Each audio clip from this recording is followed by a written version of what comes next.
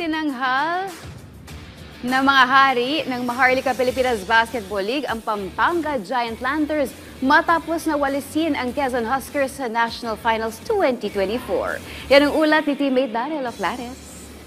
Are the first back-to-back champions in MPBL. Sa ikalawang sunod na pagkakataon, Pampanga Giant Lanterns muli ang kampyon ng Maharlika Pilipinas Basketball League. Matapos na maipanalo ang Games 1 at 2 sa Dubai, hindi na nag-atubiling wakasan ng Giant Lanterns ang serye sa harap ng kanilang home crowd sa Brencigliao Convention Center.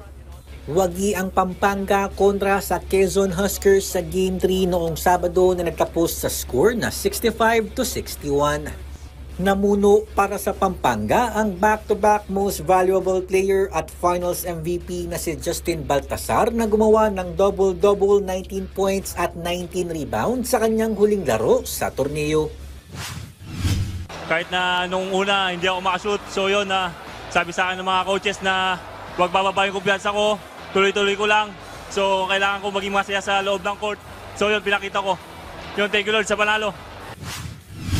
Pinuri rin ni Baltasar ang kanyang mga teammates na naging malaki ang papel para muling makuha ng Giant Lanterns ang kampyonato.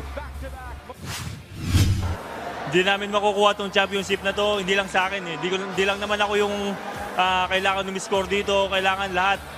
So yun, hindi namin makukuha itong championship na to kundi din dahil sa mga teammates ko.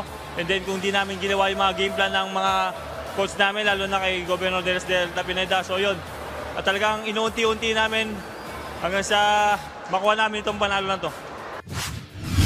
Samantala, may mensahe naman si Pampanga Head Coach Governor Delta Pineda sa mga Kapampangan na nakasama nila sa kanilang kampanya sa MPBL. Sa mga Kapampangan na nagdasal para sa amin, maraming salamat po.